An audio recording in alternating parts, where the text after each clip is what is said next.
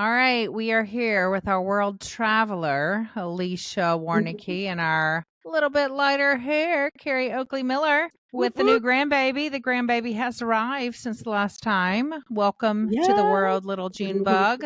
We are excited to meet you. And today, ladies, we are going to talk about, listen, it's getting to be warmer weather. Guests are starting to come. I just hosted some women this past weekend. I know you probably have guests on your agenda, but it also means our own children come and stay sometimes, or we go see them because not everyone is fortunate enough to have them in the same city. I am not. I don't have any kids here. So I've got to go see them or they come see me. So let's talk about how do you be a good guest, whether you're the children or the adults. And then how do you be a good host? I think there's some tips that we can help people with, or we can learn ourselves because we're also still learning, right? What about you guys? Let's talk about host. If you go somewhere, just in general, before we start talking about our children and this relationship, just in general, what do you think makes a good host? Who, like if someone's hosting me, Yeah, if I go somewhere? Miss Traveler. I stayed with a girlfriend. And this was before you, Kathy, but I stayed with a girlfriend, went to visit her in Arizona, and she had like all of these little amenities, like travel size stuff in a basket for me. Like she had prepared for me. She had this cute little tray on the bed with some bottles of water, some little Kleenex. She had some, little chocolates and breath mints and, all these sort of little fun things for me. And I thought that was great. I just felt so welcomed. I love that. Yeah, that's Kathy. That's your house. When I went to stay with you, you did that. And it was just like you had this gardening magazine. I don't know if you did that intentionally, if that was something you were reading yourself, but yeah, just things like that. Exactly, Alicia. It just says, I see you, I know you, and I want to just bless you with these things that I know that you'll like. So, and I don't feel like it has to be this huge, expensive, all kinds of big things, but just like you said, just little touches of something special. Even just like the bottle of water was like, oh my gosh, she knew we were going to be, you're thirsty when you wake up in the morning or when you go to bed or whatever. So yes, I admit I had fun for the group of women I hosted. I made them all welcome bags this time, and I put some fresh popcorn in there and some praline pecans in there and some little chocolates and some water and a notebook. I love to give a little journal if you come to my house, and did little Lenten roses by their bed. I had so much fun preparing the space. What about for our children though? Do we feel like that's necessary when our children come to visit? How do we make them feel welcome in our space now that they might not have their own bedroom anymore? I know that was a big deal for some of my kids. They got super offended when they didn't have their bedroom anymore. I don't know about your kids, but how do you think we can be good hosts to our children? Well, Carly and Bidge are actually downstairs, and I asked them this question, and they said food. Number one is have food. Have food for them, not just for the grandkids. So, yeah, have food for them. So I try to just have, even if it's the middle of the day, it's past lunchtime, before dinner, just have something available for them to just come in and partake of however much you want. Just chips or hummus, or actually made a meal today, and just have food for them to come in and eat whatever. Yeah, I love that. Alicia, what about you? What do you think? It's hard because I don't always think of it that way because two of my kids and their families live so close. They're like 30, 40 minutes away. So they're kind of in and out a lot. But when my middle son comes, he lives in Florida, about to move to South Carolina, but he will I'm like, okay, I have to get the room ready for him. Of course I get all stressed out and Jeff's like, they don't care. They're just guys. I'm like, yeah, but he's bringing a girl. She probably cares. So, yeah. So I try to just prep the room, just kind of like my friend did for me. I do try to get snacks and stuff that I know that they like stuff from when they were kids. Yes. I think it's funny that food is kind of the thing, but I bet what my kids would say too. They're so funny about, the things they want, whether it's their favorite meal. And I ask them, but depending on who's coming, if it's all the kids or a couple of kids, I'll say, hey, do you have any favorite meals that you want me to prep for you? And very rarely do they say no. Often they will have an opinion. And can you make, poppy seed chicken, or can you make hibachi, or can you make whatever? They're remembering from their childhood, but it's often something that was their favorite growing up. So I love to do that. And just like you, I love to have food ready for them. I do go out and get their snacks, the drinks, and I have it here. I mean, I just think that's super important because for me, hosting my kids, I want it to be a break for them because, again, they're starting out. Life is expensive. I remember last year, it was interesting. My daughter came to visit with two of her friends, and they're all in their mid-20s, and they show up with a cooler full of drinks and bags full of food. And I'm like, girls, what are y'all doing? And they're like, well, I mean, we brought snacks and we brought our drinks. And I said, did Grace not tell you that when you come to my house, I got you? I'm going to, take care of you. And they couldn't believe it, these young girls. I don't know what their home situation was, but they were so stunned that we would have that kind of stuff here for them. So they were so cute when they left. They're like, we can't wait to come back and not pack this stuff next time. And I'm like, that's right. Yeah. So I think you're we right. actually got our hands slapped a little bit too when we came to, because Oh my Alicia and I gosh, come in bringing all y'all. this stuff, and you're like, "Why do you do that?" Listen, y'all, these girls. I said, hey, listen, let's kind of share a little bit because, listen, let's be honest, it gets kind of hard to host all. I host probably every single weekend in the summer, and right now my budget's not the best for it, but I still do it. I still go out and get the stuff. Carrie and Alicia come in with laundry baskets of groceries Yeah. that they to make Ingredients. things. And I'm like, Ingredients. girls, I have those ingredients. What are you doing? Yeah. So, it So is you funny can how, see where this is a communication, like yes. could be a problem with like mother-in-laws and daughter-in-laws. Is Mhm.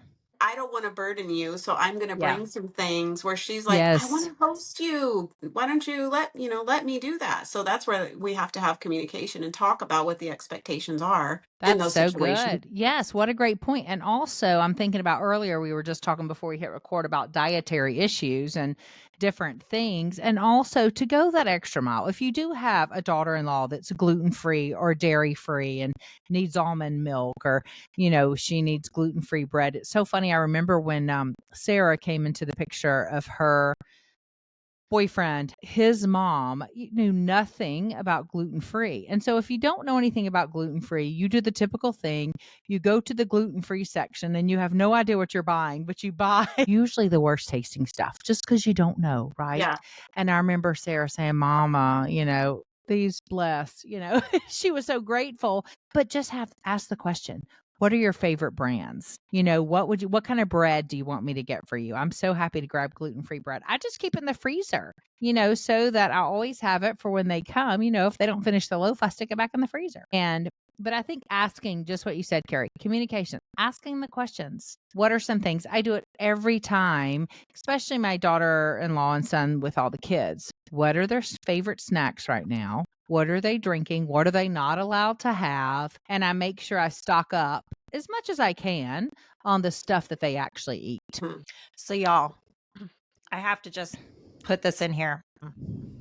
For those of y'all that don't know, I just got back from Italy, from Sicily specifically, and they are not allowed to have any of the additives and dyes and all that. So I bought, because I always feel like if I buy my grandkids candy, I'm poisoning them, right? It's like really hard for me to buy that stuff and give it to them because I'm like, ugh. And I remember what the dyes did to my kids. I mean, it turned them into like zombie apocalypse crazy monsters.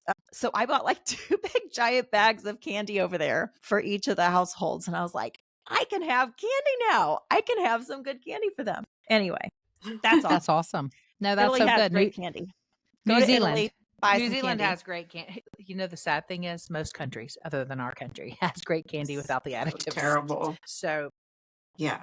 yeah, so that's good. But that stuff matters. I mean, again, I know for my daughter-in-law, even like the kind of cups, she likes them to have stainless steel drinking cups. So I bought them each a stainless steel, sippy cup so they could have here.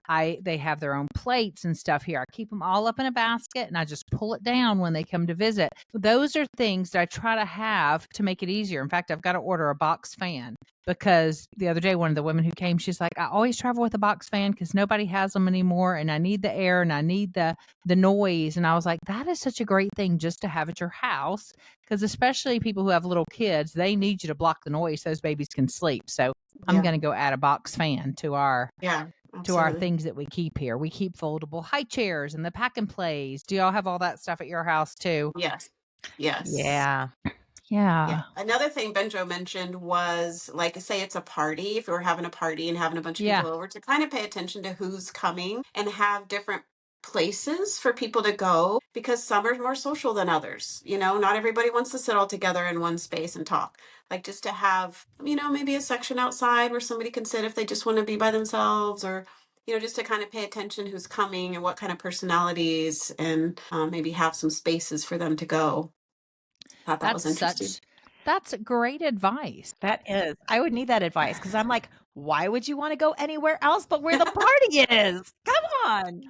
Even the details of, I know it's silly, but like even the temperature of the house. I mean, you think about that. You might be hot natured, so you keep it hot, and you've got some middle-aged menopausal women coming.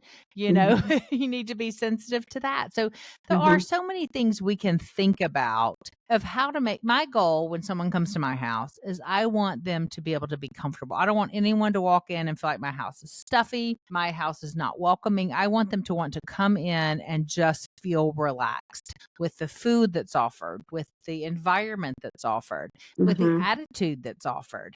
And I think with our own children, and especially those in-law children, I mean, I love that Benjo has given you his thoughts on that, because our kids most often are going to walk in and they'll make themselves at home. They'll go get themselves some food. They'll dig in there and find their stuff. But maybe our in-law children don't feel quite as comfortable doing that. So remembering, hey, I might need to set out some charcuterie stuff, if they arrive after a long drive, because my daughter-in-law might not ask, or the babies are hungry, Yeah. Try to think ahead and think specific to the people coming. I love that.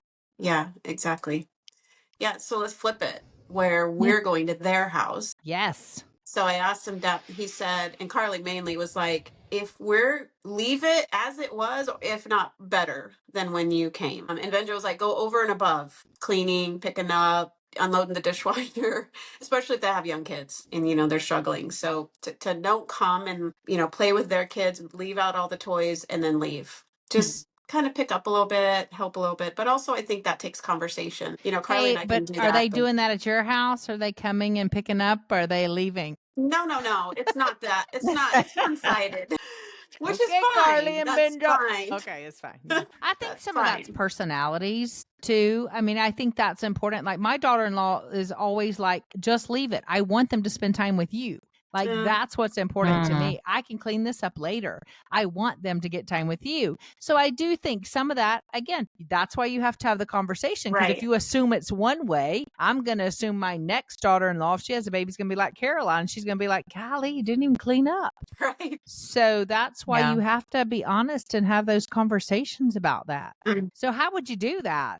Hey, I'm coming. What would you like me to do? Or what's important for you? Or how can it help when I'm there? Yeah. Well, when I first started going to Carly's when they're adult married, we had to have the conversation as far as like, am I bringing food or are you bringing food? Like, I want to help you. And she's like, but I want to host. I want to practice hosting. So having those conversations of, okay, I'm not going to bring food then, because I'm thinking I'm helping, where she sees it as, well, let me do it. So just talking about that, it's not that easy. How do you start that conversation, I think is what you're asking. Yeah. Well, I know, like with Alicia, don't you still go to your son and daughter-in-law's house? Yeah. But you do the cooking? We have recently decided to start sharing some of the cooking. Okay. And rotate, because originally it started that I was doing all the cooking and then Jeff was helping me. And so he and I were doing all the cooking, and my grievance, that's a really strong word, but I wanted to cook, and I love to cook, and that's how I love good people, cook. right? Yeah. I cook and I feed them yummy things that they love, but I wasn't getting to spend any time with the grandkids. I was spending all my time in the kitchen, and then they were pulling at me, wanting me to do stuff. And I was trying to cut up vegetables, and they weren't quite, sometimes they'd help me, but they weren't quite at I had to finish cooking. They couldn't just cut vegetables for 2 minutes and I could walk away. So that was something that we kind of, I think, there was a conversation maybe with Jeff and my son, Andrew, maybe Essa. I don't know. I don't know how it happened. It just, Jeff said one day, he's like, hey, we're going to rotate. I'm like, oh, cool. So I kind of got out of that one, but it was so nice. Like the first time that I wasn't responsible for thinking of what we're going to eat, making sure that between Jeff and I, we bring all the food to the house, making the food. Andrew usually does the dishes. So he gets like almost every single time he would get in there and do the dishes, we would kind of help clean up. It was so nice to just like let them do that. And we would play with the kids. Get their Chutes and Ladders game out or get their magnifying glass out and their little bug catcher. And we can go downstairs because I don't have to do any of this. So that was really nice. I wonder if you could see in a situation like that, like had Jeff maybe not said anything, where they're going to let you do it for as long as you're going to do it because they're enjoying it and they're thinking maybe you're enjoying it, but here you are maybe getting a little bit resentful. And so to have that conversation, to not let it get to that point of, maybe let's share this. And are they doing it? Are they sharing? Yeah. Oh, great. Okay. Yep.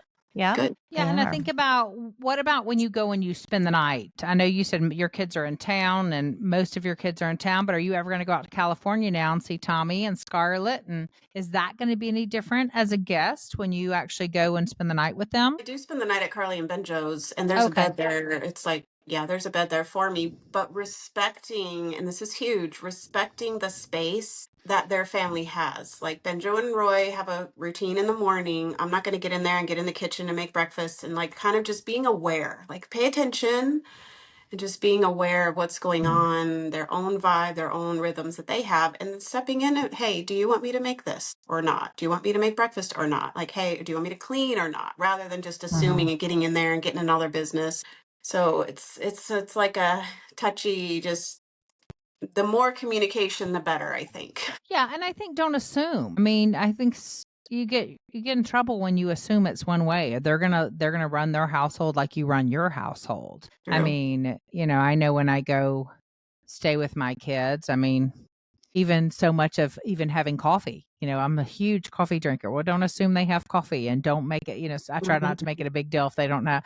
One son and daughter didn't even have a hair dryer the first time I stayed at their house. They're like, oh, we don't have a hair dryer. We just naturally dry our hair. And I'm like, frick, what do I do? Well, I bring my own hair dryer now. That day was a struggle. But now I just remember you pack your own hair dryer. I almost went and bought them a hair dryer. And I thought, okay, I'll just bring my own hair dryer. So I think just, not assuming anything. And then just like you said, asking, hey, how can I help? A lot of them don't want you to help. And some of them do want you to help. So yeah, I just try not to crash their party, I guess, as much. Alicia, any thoughts on that? How do you handle it? Yeah, the hair dryer thing. It's funny because my mom used to come visit a lot, probably around 4 times a year, just because I'm the only kid. So who else is she going to visit, right? Right. But she used to keep a little bin in the bathroom of all her stuff. She just like bought extra, like a little travel hair dryer, a little curling iron, the deodorant, the hairspray, all the things that she, has, all her little things from home that she has. And she would just keep that in like a little tub underneath the sink in the bathroom. And then I didn't have to worry about, sharing my hair dryer. I mean, I had one, but I was using it. Like it was, I wanted to share with her. That's I guess a great hindsight, idea. it would have been nice for me to just have one in that bathroom. Fun fact. Great idea. Hair dryer's like $10 a piece. I keep one in every bathroom in my house. I just have one in every bathroom in my house. There's a hair dryer. Just so you know. That is a pretty easy thing as a host just to add into the mix. So this past year, quick story. The past year I went to visit my mom. I go like, I don't know, 2-3 times a year, maybe twice. But we had a situation like this because now Carly and Benja were there as well with Roy, and then it's me, and then it's my mom. So we have 3 generations. Like, who's going to do the cooking? Well, it's my mom's house, but also there's so many of us. So I got in there and I was making food and I was making dinner, and she almost teared up. She was like, but I wanted to do it. I didn't know. I thought I was helping, by lifting some of that for you. And because, like you, Alicia, and me, we all like to cook, she likes that part. And so I was taking, and I apologize. I'm like, sorry, Mom. I didn't, maybe it's time to pass on the baton. Maybe not, but she's not ready. So letting her, that was just a conversation we had to have. I didn't know. She was like, but I want to still do it. It's like, okay. All And right. I go back to Caroline. She's so funny when she comes to visit. Now, I want to give her a break because she cooks all the time. So, I'm like, sit down. She's like, no, you play with the kids and let me cook. Like, I love to cook and serve people, and it gives me a break because you're with the kids. That's where I really need the break, not from the cooking, but from taking care of the kids. So, again, and other daughters in law are not like that. They'll just sit there and talk to me while I cook all day. And both are fine. I just try to be flexible and expectations. This is one where I think expectations are key. Whether you're the host or whether you're the guest, keep your expectations low because the real point of the story is time together. It's not, did they have your favorite towel or your favorite snack or the hair dryer? It's that you get to spend time with one another. And most of that stuff you can figure out with a quick conversation. And if they jumped in to help and you didn't want them to, is it a big deal? Is it something to start pouting over? No, it isn't a big deal. Be lighthearted in those moments if it doesn't go the way that you had planned. And I think that depends on personalities. Some of us can let things roll off our back easier than others. So if you are a super planner and you thought you had all this figured out and they walk in and it's not what you thought, try to be lighthearted about that. And remember, it's not the point. Right. If they bought your favorite soda or not. Right. And give people the benefit of the doubt. Give each other the benefit of the doubt. That's Because huge. usually as mother-in-law, like we've been saying, we're here to help. We want to help in whatever way that might mean for you. And we're going to mess it up because we're not going to get it right. So, and don't walk into a house, mother-in-law with comments. Oh, you've had a busy day. I see the laundry on the table.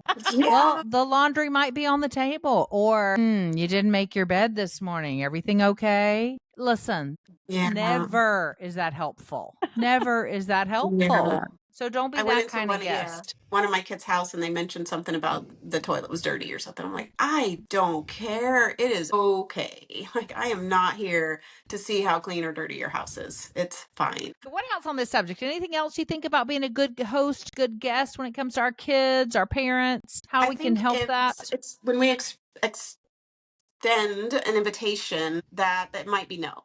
The answer might be no. And for us not to go, oh, they just don't want to come, or, oh, I did this wrong, or, oh, I must have said something. It's like, let it be no. They might be busy or just tired, to just let it sit. Hey, you want to come over for dinner on Tuesday night? No, and not expecting an answer from them. So I think as the host, just letting them accept it or not. I'm glad you said that. I've got one son and daughter-in-law who the son has recently been to the lake, but the daughter-in-law hasn't. We've had this house almost 4 years now, and she has not been here. And gosh, that's been hard. Just not because judge her or anything. It's because I love people to come visit us and us to spoil them and take them out on the boat and stay up and play games. Like it's such a way to connect with my kids, my adult kids. And just this week she texted and they're coming in June. So I'm so excited. I know. I can't wait. So I'm already thinking, what are all the fun things that I can do to make her time here special? But I have other kids who come every other week almost. They want to be here all the time. And you're right. One is not better than the other. It's schedules, it's personalities, and we've got to keep that pressure off of them. We've got to keep the pressure off of them. They have enough pressure in this world without us adding to it. So I'm glad you said that. What about you, Alicia? Anything else you can think about this whole hosting or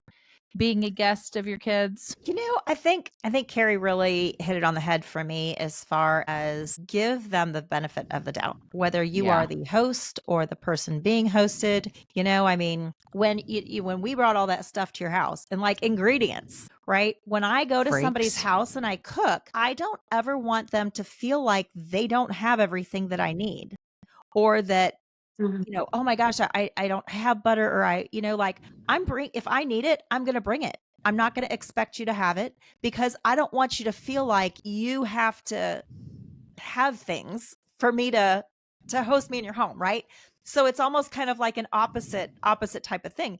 But, for example, this I don't think this ever happened, but like, let's say I was going to cook at my daughter-in-law's house. Sometimes they'll even bring pans. Like if I need a certain pan to do stuff, I think you I do even have some good pans. I did bring a pan. Yeah. Like if I bring all this stuff and all the ingredients and everything to cook in her house, I mean, she could take that as like, I guess she doesn't think that I'm a good enough mom or wife that I have butter in my house. Okay. Or Right. milk or, whatever, I took it it is. that way. It's really not that. Like, that's not where I'm coming from. So I think just to give You're each trying other to be a good guest. yeah, They're give each trying to other be the a good benefit of the doubt. host. Serve. And I you- want to serve you. No, I want to serve Yes. you. No, you. No, you. Yes. Yeah, You end up with 40 pounds of butter in 3 pans. Yeah. Yeah. that's what I got. Well, it all boils down to communication, right? It's that being vulnerable. If we haven't talked about anything else this year, we've talked about that. You've got to be courageous enough to be vulnerable, to share what you need in this relationship, and then be willing to hear that and be willing to offer that if you can. I think on both sides, that if we ever want to have that kind of relationship with our sons-in-laws, daughters-in-laws, we all, both sides do, but we, I think, as the older ones, definitely should welcome those conversations. And from the get-go say, I want to be somebody that you are comfortable sharing your heart with and sharing your honest needs with. And I'll do my best. I might not can meet every one of them. If you like tuna tartar every week, well, I might not can get that or, whatever, but I will do my dang best to get what you need and have your coffee the way you like it. Your You know how I favorite like snacks it. here. Also Yep. tagging on Yep. that. Yep, I do. Go ahead. is the flip side of the daughter-in-law too. It's really powerful. I went to visit Kayla a couple months ago and sat down and Hank was offering me a muffin and I was going to eat it, gluten or not, whatever. I'm like, I'm just going to eat it. You don't say no to that. And it Yeah. was gluten-free. She made gluten-free muffins. And for the daughter-in-law to pay attention to what the mother-in-law likes is so Yes. powerful and feels so simple. Yeah. But that is such a powerful thing. If you're young and you're a daughter-in-law, when you do something like that, you are just, that You are relationship is going to be, bridging the gap. you are bridging You the gap. are. Yeah. I remember going to stay with John Michael and Ashley, and the cutest thing, I remember walking into the bathroom and she had set up little things for me and she had Q-tips and cotton balls. She goes, I tried to do it the way you do it. I tried to set it up for you. Compliment that was. And then I was there not too long ago and she's like, I got LaCroix because I know you love bubbly water. Just that same exact thing, Kari, that it does. You're like, because that takes effort. And it's just like what you said to start this off, Alicia. You felt seen when your friend in Arizona did that for you. And man, don't we want our kids to feel seen? And we want to feel seen. So that is beautiful that they take the time to notice that about us. So whether you are hosting your family this summer, whether you are going to be the guest, be aware, be sensitive, be willing to communicate, offer to help, but be okay with no. And mainly just show up. Show up. That is the number one thing. Be willing to show up. All right. Any final deposits or anything you can think of? I would say not only the show up, on the flip side, if there's the relation, you haven't seen them in a while, maybe your mother-in-law or your daughter haven't seen them in a while, extend an invitation. Hey, do you want to come over for lunch on Saturday? Oh, that's a good deposit. That's Do a you want great to deposit. just come over to have dinner with me? I'll make whatever to do that. I'm going to share a final thing that I'm going to do with my grandbabies are coming to visit this weekend to be a good host. I had Jeff put up a mailbox on a post at their little play area. And I have gone out and I bought them little different things, bubbles and stickers and some things. And I'm writing each of them a love note to put in the mailbox and I'm putting the flag up. And so I'm going to start the tradition when they come to visit, they're going to always have a little love note and a little, nothing expensive, just a little something waiting for them when they get to our house. So they will run to that mailbox and get it. So I love that. Hoping to be a good host to even the babies to get them excited about coming. Yes. So it doesn't and that's take what Carly much. Bedro also said was loving on the kids. Loving on the kids is loving on them too. I can't wait. My daughter-in-law is bringing her 83-year-old grandmother with her on this trip. So I get to love on her as well. So I'm super excited about having her here too. We hope you learned something. And remember, we're all still learning. We'd love to hear your thoughts. Listen, we want to do a question and answer podcast. So if you have questions, send those to us. Shoot us a DM, shoot us an email, grayrootspodcast@gmail.com. Any social platform, you can shoot us a message and we will add that in our Q&A session coming up in a couple weeks. Thanks so much for listening. Bye, girls. Bye.